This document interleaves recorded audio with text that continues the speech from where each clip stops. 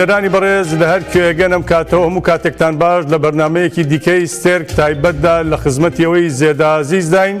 سڵاوی بەرخودانی ڕۆژاوای کوردستانتان لێبێ، سڵاوی سەفەربەری گەلی کوردتان لێبێ لە سەرتاسەری جیهان کە چەندین ڕۆژە شەو و ڕۆژ لەسەر پێن لە پێناوی ڕۆژاوای کوردستان، لە پێناوی دۆزی کوردستان، لە پێناوی سربەخۆیی و ئازادی یەکجارەکی کوردستان مەیدانەکان چۆڵ ناکەن دژ بە داگیرکاری، دژ بە ستەم و زۆرداری ڕژێمی هەتەشەی شام و چەتەکانی ئەردوغان و بێدەنگی و هاوکاری نێودەوڵەتی وەستاونەتەوە. گەلی کوردم جارە پێداگرە کۆڵ نادە هەتاوەکو دەکاتە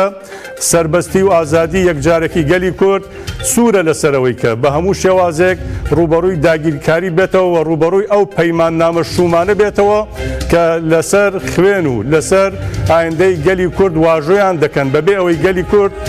ئاگادار بێ لە ناوەڕۆکەکەیان و ئاگادار بێ لە چارەنووسێک کە بۆی دیاریکراوە. بۆیە لەمەولا نەڕێکەوتنامەی جەزایر، نەڕێکەوتنامەی شومی پاریس، نەڕێکەوتنامەکانی لۆزان و سیڤەر و ئەوانی دیکە هەتا دەکاتەوە کە قەسر و زەها و چاڵدێران ئیدی گەلی کوردەوانە قبول ناکە. گەلی کورد سەرباندی بەم یەکێتیەنەتەوەیی کە بەرخودانی ڕۆژاوای کوردستان هێناویەتی ئاراوە ئیدی سنووریش ناناسی. ئەو سنوورانەی کە لەسەر قاغەز کێشراون هێڵیان بۆ گەلی کورددانراوە لە بەرخودانی ڕۆژاوای کوردستاندا گەلی کورد ئەوانەشی سڕیەوە لە باشوور و لە ڕۆژەڵات و لە باکوور تەنانەت لە ئەوروپاشەوە ژمارەیەکی زۆر لە گەنجان و هاوڵاتیان چوونەتەوێ بەشداری ئەو سەفەربەریە بوون. ئەم شەو لەم بەرنامە تایبەتەدا بە نزیکەی 3 کاتژمێر ڕووماڵی ئەم شکۆمەندیە مەزنەی گەلی کورد دەکەین، ڕووماڵی ئەو بەرخودانە مێژوویەی گەلەکەمان لە ڕۆژاوای کوردستان دەکەین کە بڵاو بۆتەوە بە سەرتاسەری دنیادا لەگەڵ میوانانی بەڕێزی بەرنامە چ لە ستۆدیۆ چ لە دەرەوە دەکەوینە گفتوگۆوە دوایین زانیاریەکانیشتان لە بەرەکانی بەرخودان و تێکۆشان لە ڕۆژاوای کوردستان هەروە لە مەیدان و گۆڕەپانە جیاوازەکانی جیهانیشەوە بۆ دەگوازینەوە. سیاسەتمەداری کورد علی کەریمی لێرە لەگەڵماندایە لە ستۆدیۆ. کاک علی زۆر زۆر بەخێر بێت. سپاس دەکەم پاژماوەیەکی زۆر چاو دڵمان ڕوون. سپاس بۆ بەرخودانی ڕۆژاوا جارێکی دیکە ئێمەی بە بەڕێزت شاد کردەوە. بەڕێزت چی دەیە بۆم شکۆمەندیە مەزنە وێڕای ئێش و ئازارەکان؟ پێشەچی کاکە هەندێرنجان زۆر سپاسی لوتف و مێهرەبانی جەنابەت دەکەم و لێرەشەوە پڕ بەدڵ سەری ڕێز و نەوازیش دادنێنم بۆ هەموو شەهیدەکانی ڕۆژاوا، بۆ هەموو شەهیدەکانی کوردستان لەلایەکەوەیشەوە. بەڕاستی دەتوانم خۆشحاڵی خۆم دەرببڕم بەو گوتارە یەک نەتەوەیە یەکگرتوویە کە لە ماوەی ئەو 4-5 ڕۆژەیدا کوردانی هەر 4 پارچەی کوردستان و بە تایبەت کوردانی سلەیمانی کە لێرەوە من دەقە ئەوەڵ و سەعاتی وەڕۆ ئاگام لێ بوو کە ئەوان دە فکری گرتنی پاسدا بوون و بڕۆن بۆ ڕۆژاوا. یعنی ئەو حەماسەی کە من بینیم و گوێم لێ بوو بە تەلەفۆن و بەوانە هەروەتر ڕەوەندی کوردی بەڕاستی تا نیوە شەو لەسەر جادە بوون. ئەمە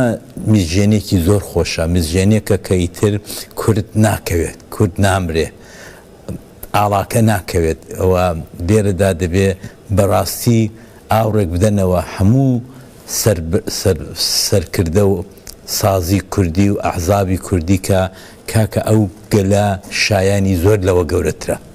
زۆر لەوە شایانی گەورەترەکە کە ئەوان تا ئێستا بۆی چوون. دەبێ ئێمە دەحولی ئەوە دابین کە سەروەری تەواو بگەێنین بەو گەلە، بگەێنین بەو میلەتە، میلەتێکی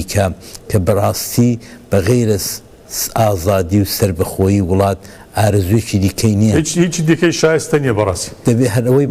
ئەوەی بۆ فەرهەم باشە. بەڕێز علی کەریمی ئیزن بفەرمووی بچینە علی ببوورە ڕامانگرتی زانیاریمان وەرگرت لە وڵاتەوە، هەم لەسەر شۆڕشی کەزی زوڵف، هەم لەسەر ئەو ئیرادە، هەم لەسەر ئەو بەرخودانەکە کە دروست بۆ بەڕاستی مرۆڤ چاوگەکەی لەکوێ ببینێ، لەکوێ ئەمە بەم شێوازە هات و فەوەرانی کرد و گڕکان ئاسا تەقیەوە. لە جیات کەزی دەتوانم پرچیش بەکاربێنم، پرچی کچان بەڕاستا هەیمنیش بەکاری هێنا زڵف و کەزی بڵێ. حقیقەتێک هەیە کاک هەندرێن ئەم وەزعی کە دروست بوو لەو 3-4 ڕۆژەیدا ئێمە هەموو مەشغوڵی ئەو وەزعی ئێرانێ بووین کەچی لە ناکاو وەزعی ڕۆژاوا ئاوای لێ هات دەبێ ئەمە زۆر بەهێند وەربگرین بەڕاستی یعنی ئەوەی کە ئەوان لە ماوەیەکی کورتدا ئەو وەزعیان بەسەر خەڵکی ڕۆژاوا هێناوە دەبێت بە وردی تێفکرین بۆچی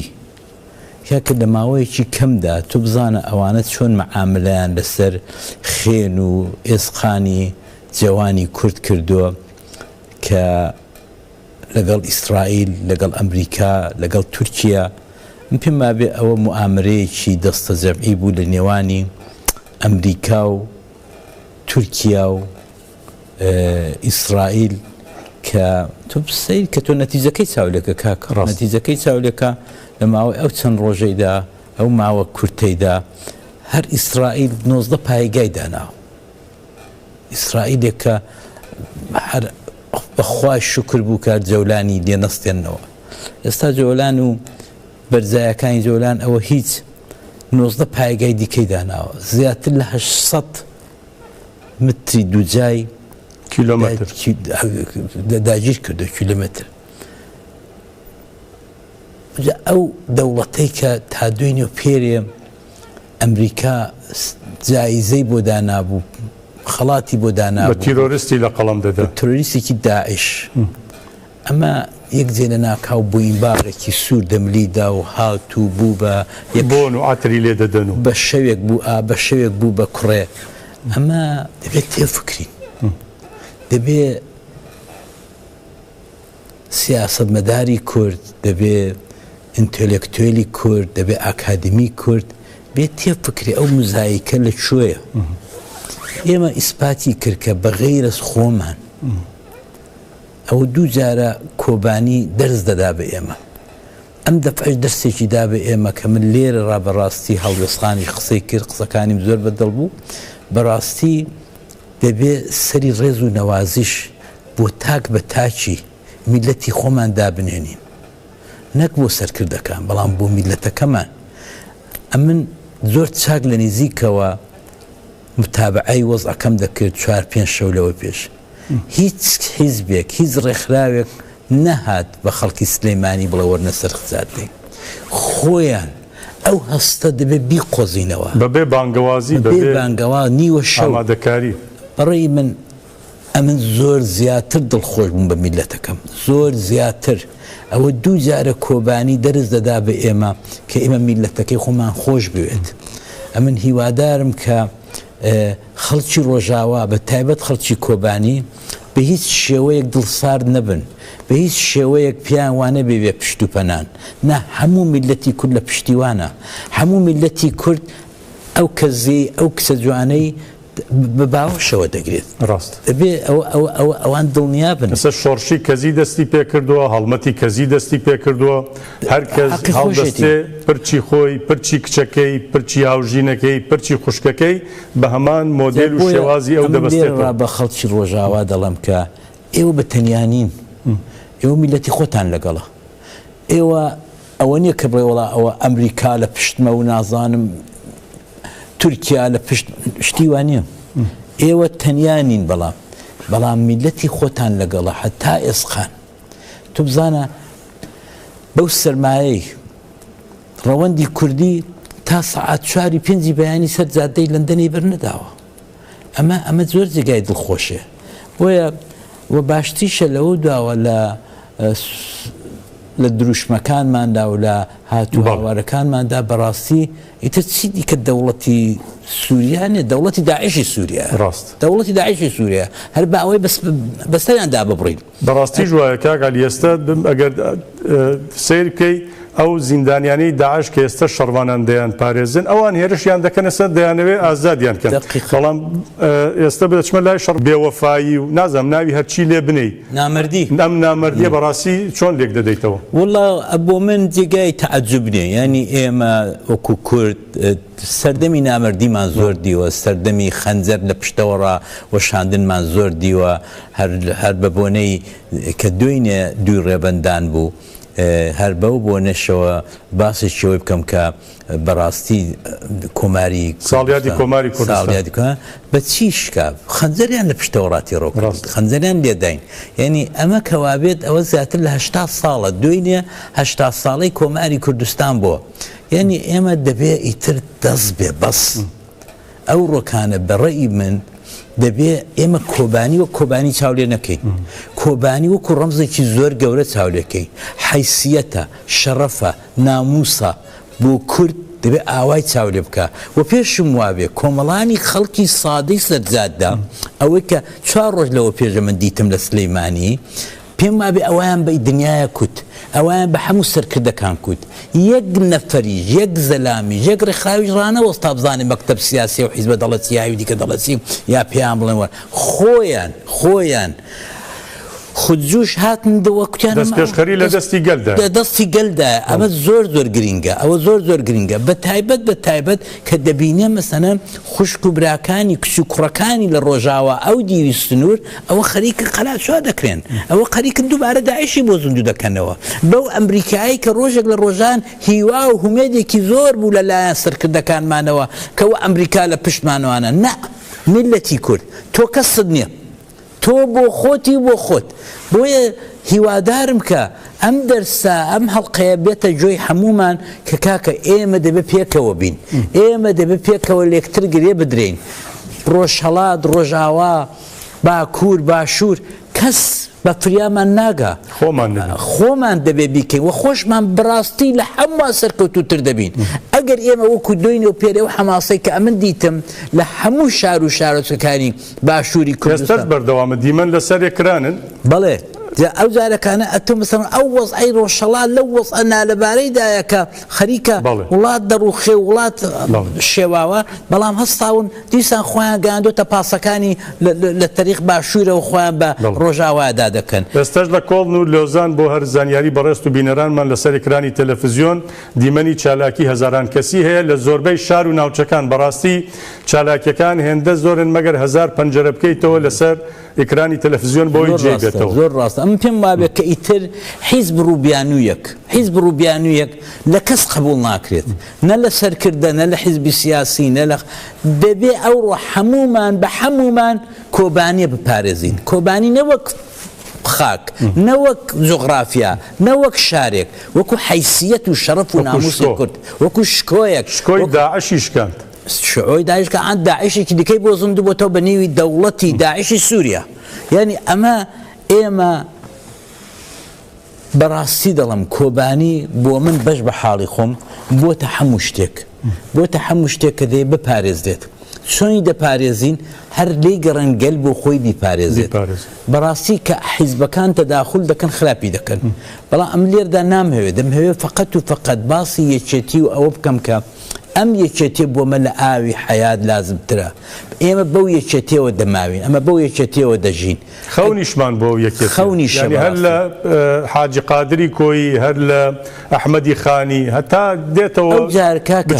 ئەم کۆمەڵگەی داوایەوە دەرسێکی وەرگرت دەرسێکی دیکەمان وەرگرت کە ئەم یەکێتی گەلان و نازانم چی و ئەوانە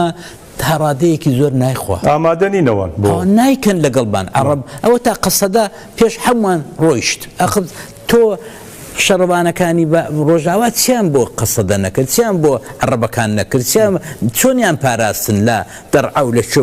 چۆ بەڵام ئەوان دەست بەجێ هەر کە زانیان عەرەب لەوێیە و عەرەبی خۆیانە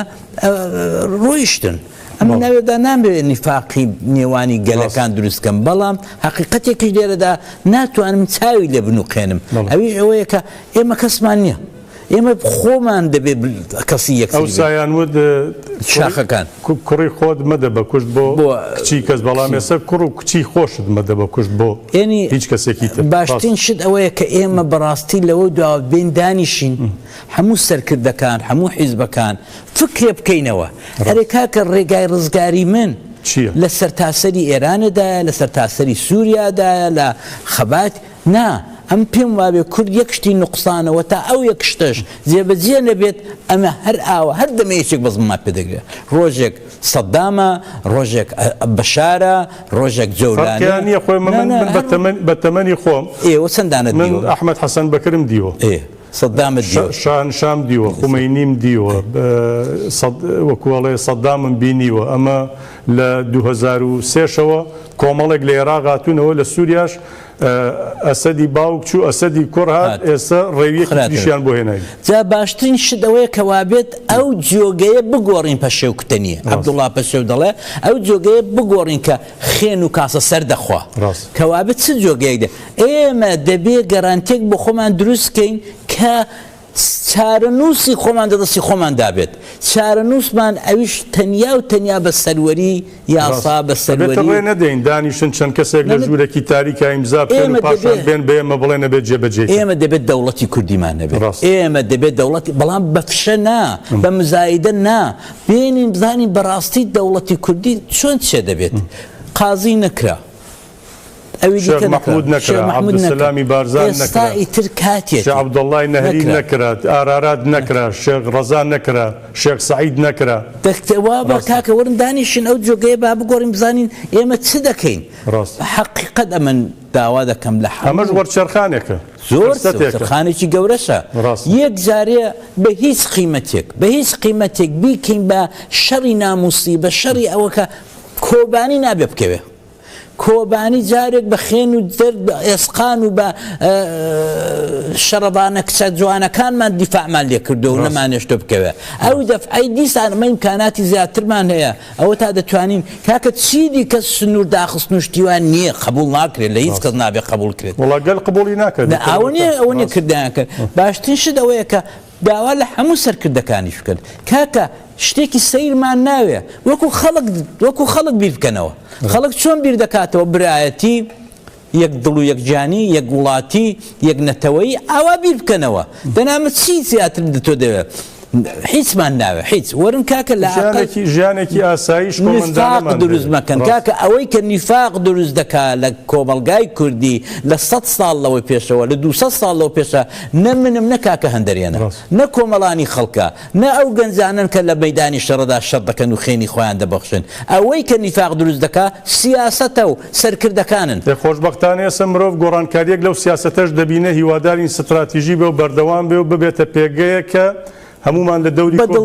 بەدڵنیایی ئەمن دەڵێم ئەها بزانە کاکە وەرن با پێیان بڵێن بزانە ئەو 4-5 ڕۆژەی چەند خۆشە کچ و کوڕ لە سلەیمانیەوە لە دەربەندی هەموو دڵمان بریندارە بەڵام هەموو دڵیشمان خۆشە بەچی خۆشە بەوەی خۆشە کە ئەوە بۆ یەکەم جار دەبینی کە کورد بەڕاستی یەک دڵ و یەکجانە دە پاسێکی بچووکدا 30 کەس دانیشتون سرود نەشید دەخێن ئەمە یەکجار خۆشە و برادران و کوڕەکانمان لە ڕۆژاوا چاوەڕێمانن بە باوەشی ئاوەڵەوە ئەمە دەبێت سپاسی ئەم گەلە بکەین دەبێت سپاسی ئەو میلەتە بکەین کە چەند ورەیەکی بەرزانەیە کە چەند دڵیان بە یەکتر خۆشە چەند یەکتریان خۆش دێ بەسە ئەو قەوانی نائومێدی قەوانی ئەوەی کە یەکترمان خۆش ناوێ قەوانی ئەوەی کە دوژمنی یەکین قەوانیەوەی کە شەڕی